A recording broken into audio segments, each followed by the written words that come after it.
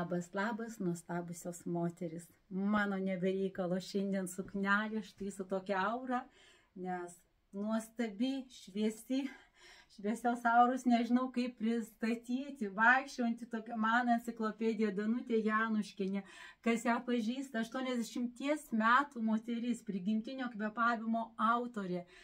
Ir Danutė, kaip jūs pamatėt mane su šitą suknelę, ką jūs pagalvojote? Aš sakau, jūsų garbei, aura. Aš pasakiau, kad tu tobulai tiesiog. Ačiū, Danutė. Ir žinot, padarysim šitą interviu vėl tokį trumpą moterim. Tikriausiai kokie aktualiausi klausimai yra moterim, galbūt tą kiekvieną dieną. Kaip, Danutė, kaip išsaugoti jaunystę, nes moteris pergyvena dėl kūno, veidas eina žemyn, viskas eina žemyn, darosi plastinės operacijas, tikrai labai daug dėmesio, ką čia daryti, ką čia susileisti, ten bitulinai. Pasakykit trumpai, kaip išsaugoti jaunystę? Gyvent pagal gamtos dėsnius. O kad gyvent pagal gamtos dėsnius, reikia turėti ryšį su aukščiausiu kūrėju. O tas ryšys yra labai paprastas. Reikia susitvarkyti energetinę sistemą. Visi žinom žodį čakra. Lietuviškai yra erčios. Erčios turi būti visos atviros. Tai, kad jos būtų atviros, mums reikia tiesiog dvasuoti labai giliai. Ir laikyti liežuvį už dantų. Laikyk liežuvį už dantų ir giliai dvasuok. Gaunasi grįžtamimas ryšys ir mes tada kaupiam energiją. Ko mums trūksta? Mums trūksta energijos. Mes išsekę. O gyvenam energijos okeane, o energijos trūksta. Tai yra tiesiog paradoksas. Taip, dabar Danutė iš tikrųjų, nes ir moteris sako, energinga Jolanta žiūri mano videos ir sako, įsikvėpėt energijos. Kaip moteriai, va dabar jinai irgi gal pavargus, kaip moteriai sukelti energiją, bet paprastai, kaip jai sukelti energiją? Nieks jai nesukels, jinai tik pati tą gali padaryti. Pati? Reikia dvasuot labai giliai, reikia išnaudoti visus plaučius. O dabar, Danutė, taip, o šitas dalykas, kaip sakot, malkų skaldimas, jis sukelia energiją. Oi, tai yra labai galingas pratimas, energija teka stuburu ir stubura gerina stuburo pralaidumą. Mes per stuburą esam surišti su didžiaja kūrinyje ir iš ten gaunam energiją. Ir iš ten gaunam, viską gaunam. Mes būnam apsaugoti, imunitetas mūsų stiprus ir tiesiog viską mes gaunam, kitaip negali būti. Ir per stuburą turi tekėti kuo daugiau energijos. Tada širdis džiaugiasi ir kol širdis plaka, tol mes gyvenam, širdim mes viską jaučiam, klausyk širdies ir viskas bus gerai. O Danutė dar vienas dalykas, kai sako, žinot, ten pamilk save, mylėk save, ten moteris, kaip jausti moteriai tą vidinę, tą tokią meilę, vidinę tą saulę, kad šviestų jos krūtinėje. Kaip moteriai tai padaryti? Kada mes dvasuojam labai giliai, tada mes uždegam vidinę saulę, mes esame maža visata ir jeigu mūsų saulė gesta, mes ir senstam. Kūno pralaidumas turi būti geras, nereikia persivalgyti, reikia valyti fizinį kūną, reikia pakrauti energiją, pastoviai reikia pakrauti energiją. O dabar dar žinot, ką noriu paklausti, vis tiek moteris, kai sako, neturiu sveikatos, ten daug ligų visko, kaip įmanoma susigrąžinti sveikatą, kada ją prarandi, tiesiog neturi sveikatos, daug labai ligų. Kaip susigrąžinti tą sveikatą? Nėra ligų, mes ligą vadinam, valymosi procesą vadinam ligą. Ką daro kūnas mūsų, kada padidėja užterštumas? Valo, pakelia temperatūrą. O kada pralaidumas blogas, energija stengiasi, tai teka ir sukelia skausmus. Mes vėl puolam nuskausminamus. Nereikia to daryti, reikia padėti kūnui daryti tą, ką jis daro. Nes kūnas savo blogai daryti negali. Jis tik tai daro, kad būtų geriau. Jeigu ir skauda, tai reikia giliai kvėpuoti ir tą skausmą iškvėpuoti. Viskas yra iškvėpuojama, bet reikia pilnais plaučiais laikyti liežuvį už dantų, giliai dvasuoti. Bet kaip jums, tikrai aš klausau, Aš jau atrodo išmintinga, Danutė, aš jums klausau, man taip sudėtinga, tikrai kaip kokia fizika šitie dalykai. O žinot, aš labai paprastai pasakysiu, tikrai yra toks dalykas, kai sakoma, aišku, čia gal filosofiškai gal bijo tokį dalyką, kai sako, gyvenk taip, kad nebijotum. Kad nebijotum mirties. Mirties nėra.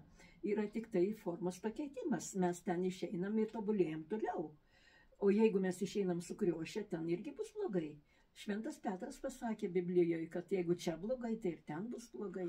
O tai mes čia turim gyventi taip, kad mums netrūktų energijos. O tai sakykit, kaip gyventi, kad tos nori ir vėl sakot, ir ta meilė, nes tikrai daug pavydžių žmonių, jie sako, eina į darbus, kur eina į 3 darbus dirba, kad ten gautų paskolas dingę, vaikam pavargę, pervargę žmonės, ten nepatenkinti, sveikatos nėra, jaunystės raukšlės, kaip išeiti iš to labirinto moteriai? Tai tai reikia daryti. Reikia pastoviai, giliai dvasot pilnais plaučiais. Nuolatos. Bet žiūrėkit, Danutė, aš asmeniškai... Atsibust ir kvėpuot. O malkų skaldimas tai yra labai galingas pratimas, ten veikia pirmas saradnamikos dėsnis ir energija tiesiog teka labai galingai teka per stuburą, atidaro stuburo taškus. O jūs galite mums parodyti vieną pratimuką malkų skaldimo? Dabar vieną. Va čia va, į kamerą. Paprasčiausiai į kamerą. Palaukit, aš patrauksiu jo. Kaip reikia taisyklingai skaldyti malkas? Mes padarom mažą rateliuką. Sujungiam pliusą su minusu. Gaunasi antras grįžtamas ryšys. Pirmas grįžtamas ryšys yra, kada laikom liežuvį už dantų ir giliai dvasuojam. Antras pliusas su minus. Bet mes negalim visą laiką laikyti taip. Mums reikia dirbti, mums reiškia, mūsų protėviai sugalvojo ratelius. Rateliai, energija teka ratu ir gaunasi geometrinė progresija, jinai dauginasi tiek kartų, kiek yra žmonių rateliai. Bet ratelis sušaukti yra ne taip paprasta. Mes padarom mažą rateliuką ir iššaunam. Iššaunam orą ir energija teka stuburu ir yra šalia stuburo yra 2 kanalai, jie įsilenkia, kyla į viršų, įsilenkia pagal galvos kaukolę, baigiasi nusišnervėse. Ir kada mes iššaunam orą, tada čia gaunasi oro išretėjimas, atsiranda keliamoji galia ir taip kaip lėktuvas sparnas, išgautas, lėktuvas lekia pakeliamoji taku, virš sparno gaunasi oro išretėjimas, gamta nemėgsta tuštumos, stengiasi užpildyti ir pakelia lėktuvą. Ta jėga pavadino keliamoji galia, tą dėsnį pavadino pirmas aerodinamikos dėsnis, taip gimė aviacija. O čia, kada mes iššaunam, mūsų šnervėse atsiranda išretėjęs oras. Ir tada energija teka per stuburą. Ir kiek kartų, va taip paprastam žmogui, kiek kartų reikia tokių šaudimų padaryti? Aš darau 300 su pailsėjimais. Nereikia prievartauti savęs, kūnas viską atmes, kas bus per prievartą. Bet šiaip 100. Tegu būna 100, paskui 200, paskui patiks ir daugiau. Ir tada atsiranda toks lengvumas, tokia šiluma. Tiesiog aš tą darau,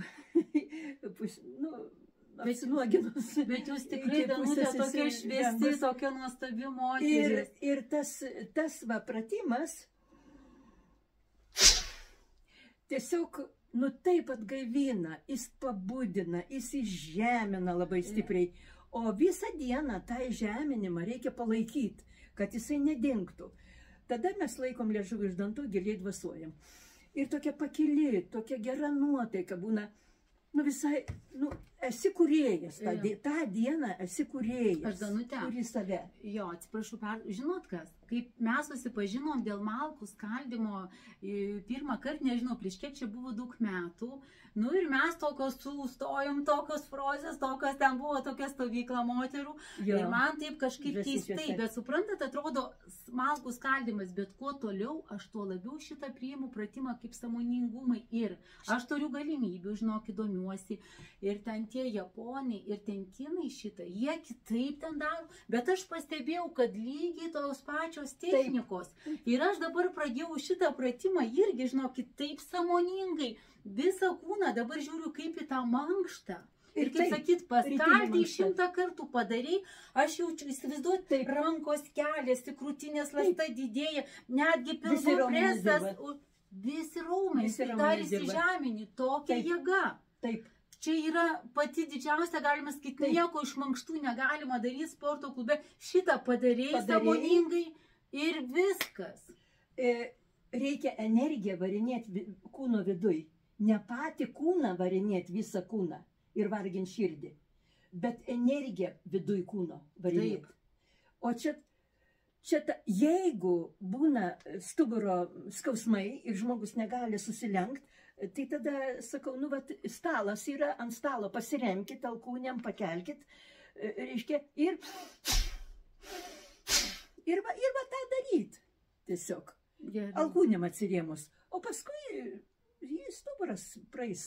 O tai sakykit, tokia viltis, nes tikrai 80 metų dabar būna šiais laikais žmonės, tiek moteris negyvena. Tai mums suteikia vilties, kad mes galim būti... 80 čia man dar labai mažai. Labai mažai moteris, bet esmė... Mes užsidirbam amžių. Aš noriu pasakyti, kad Danutė iš Šiaulių atvažiavo į Kauno stotį, paskui su autobusu čia ir dar važiuosit pas brolį į Lentvarį, savarankiškai keliauja. Tai va, aš noriu pasakyti, kiek Jolantas susitinku, jinai visą laiką būna įsižeminus ir aš ją pageriu. Gerai, ačiū. Ir štai jai sekasi viskas. Ačiū labai. Tai va, moteris, įsižeminkite. O tai palaukit dabar, jeigu gal nesuprato moteris, kaip moterį įsižeminti? Kaip pajaust tą įsižeminimą? Taip, kaip pajausti, kad esi įsižeminti? Kaip aš pajuntu, kad jeigu aš neįsižeminus, tai tokios mintis liūdnos lenda, nuotaika blogėja. Štai, nuo ko viskas. Tai aš tuoj pat, dabar taip, ką noriu dar pasakyti, kas mums trukdo giliai dvasuot.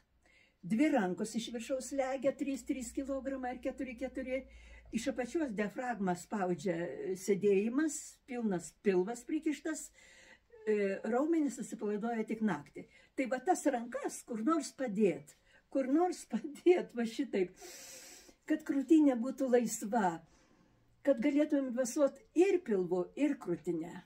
Ir dar, Danutė, labai svarbu, aš mokausi, Danutė, prisimenu, jūs, kaip sakot, atsisėdėm ir labai dažnai moteris visos darbe, taip užsideda kojos ant kojos ir visą dieną prabūna, užsidėję.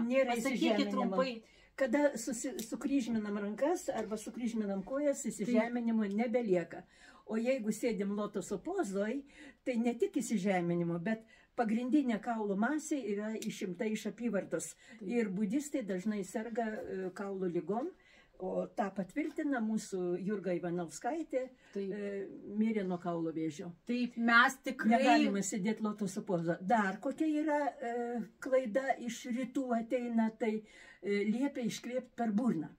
Ir kada mes iškvėpiam per burną, mūsų stuburas energijos negauna. Stuburo taškai lieka užblokuoti. Mums ne tik tai iškvėpti per burną, mes netgi iššaut turim.